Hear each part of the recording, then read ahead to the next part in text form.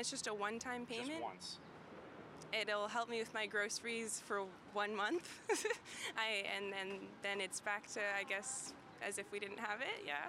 The federal government's one-off grocery rebate comes into effect on Wednesday, but is being criticized by some people as being too little, too late. The fact that it is just a one-time thing and it's not whole lot of money, really, especially for two people, it's going to have relief for like a week or two, but in the long term it's meaningless, basically. The payment is a one-off that scales with your household. A single person living alone could get up to $234. A couple with 4 kids could get up to $628, but the rebate is means tested.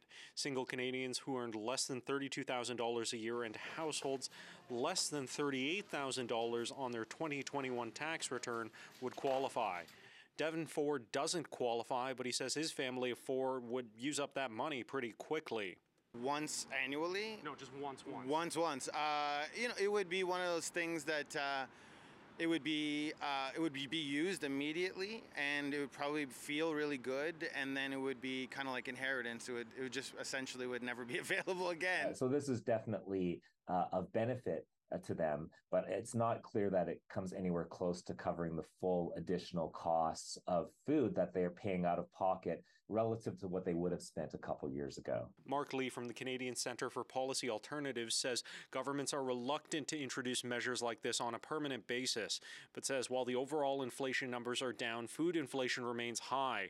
And in such cases, Lee says the federal government should look to those who have profited the most from the situation to pay. For industries like oil and gas and for industries like supermarkets, where the companies have been making extraordinary profits.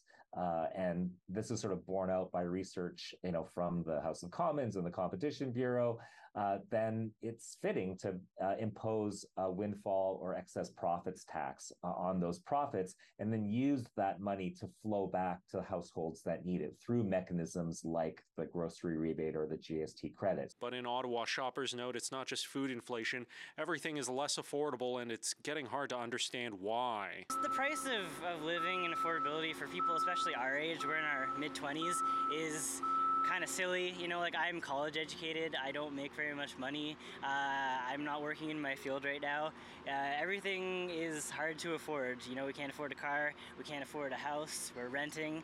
That doesn't seem very fair to people our age. Yeah. In Ottawa, Xiaoli Lee, City News.